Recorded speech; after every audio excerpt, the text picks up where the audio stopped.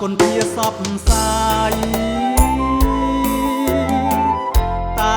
រីកនៅឆ្ងាយឆ្ងាយពីហត្ថថាឲ្យរៀមរងាគ្រប់ក្តីប្រាថ្នាចង់បានផ្កាមករួមរយៈមេត្រី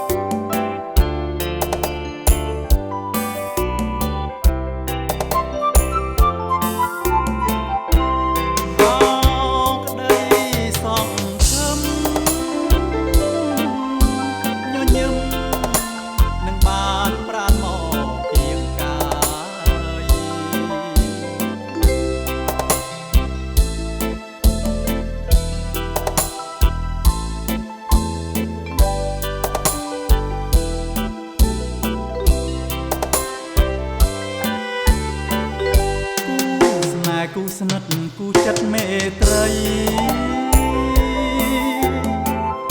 ចិន្តាមានន័យ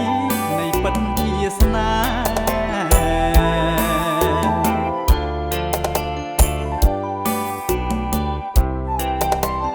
៍យើងរួមស្នេហ៍លុះគ្រាអវសា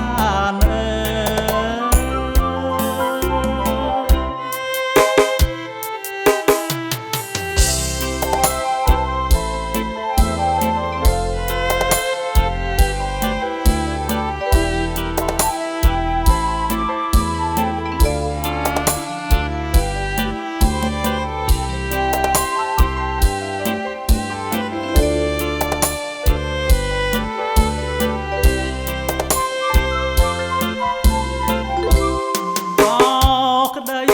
សង្ឃឹម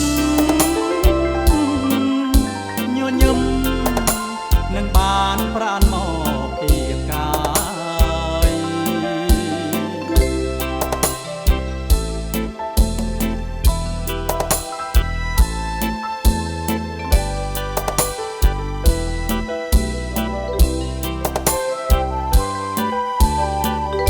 គូស្នេហ៍គូស្និទ្ធគូចិត្តមេត្រីចិន្តា